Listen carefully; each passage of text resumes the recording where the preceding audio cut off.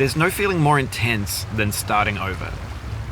If you deleted your homework the day before it was due, as I have, or if you left your wallet at home and you have to go back after spending an hour in the commute. If you won some money at the casino and then put all your winnings on red but it came up black. If you got your best shirt dry cleaned before a wedding and then immediately dropped food on it. If you won an argument with a friend and then later discovered that they just returned to their original view. Starting over is harder than starting up. If you're not ready for that, like if you've already had a bad day, then what you're about to go through might be too much. Feel free to go away and come back. I'll be here.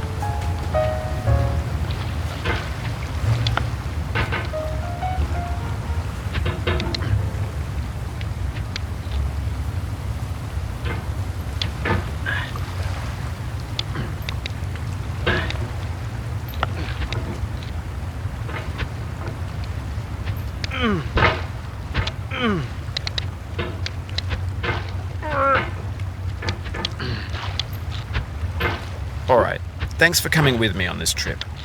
I'll understand if you have to take a break at any point. Just find a safe place to stop and quit the game. And don't worry, I'll save your progress, always. Even your mistakes.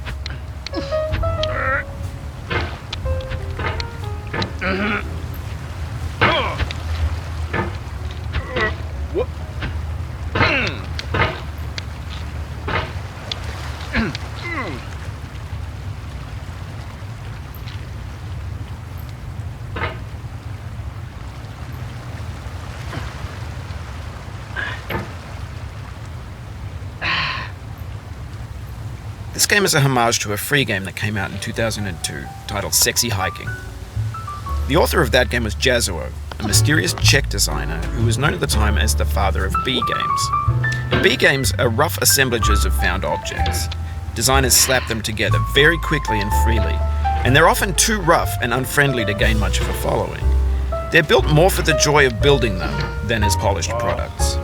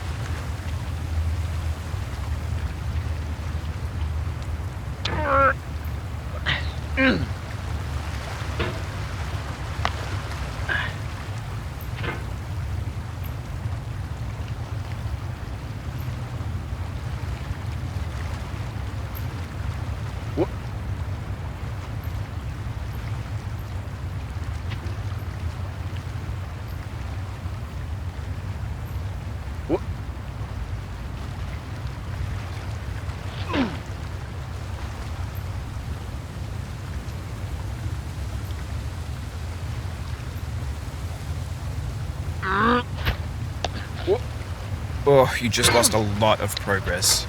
That's a deep frustration, a real punch in the gut.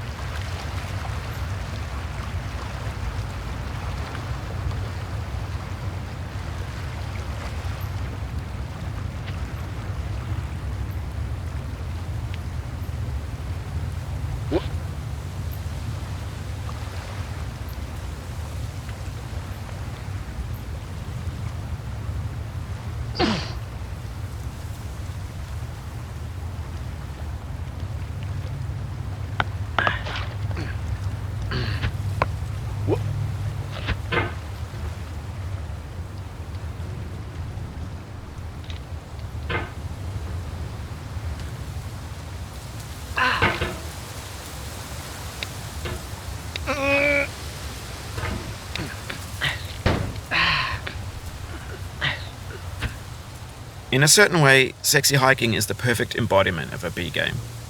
It's built almost entirely out of found and recycled parts, and it's one of the most unusual and unfriendly games of its time. In it, your task is simply to drag yourself up a mountain with a hammer. And that act of climbing, in the digital world or in real life, has certain essential properties that give the game its flavor. No amount of forward progress is guaranteed. Some cliffs are too sheer or too slippery.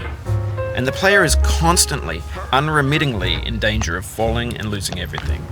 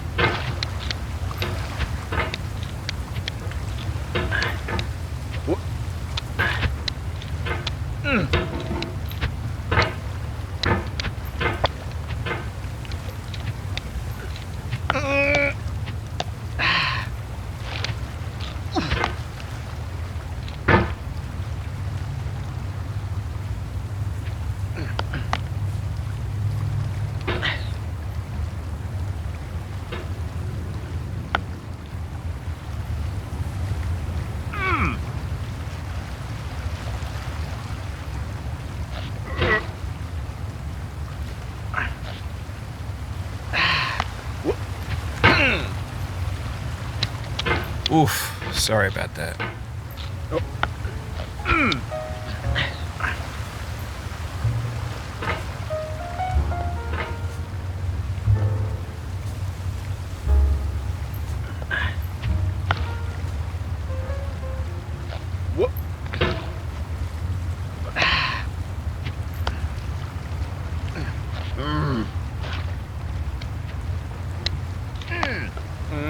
Oh, it happened again.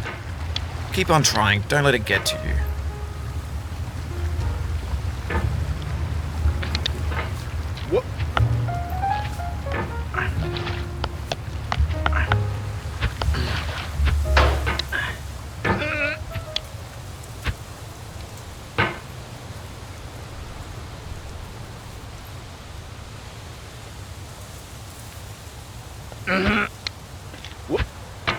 Anyway, when you start sexy hiking, you're standing next to this dead tree that blocks the way to the entire rest of the game. It might take you an hour to get over that tree, and a lot of people never got past it. You prod and you poke at it, exploring the limits of your reach and your strength, trying to find a way up and over. And there's a sense of truth in that lack of compromise. Most obstacles in video game worlds are fake. You can be completely confident in your ability to get through them once you have the correct method or the correct equipment or just by spending enough time. In that sense, every pixelated obstacle in sexy hiking is real.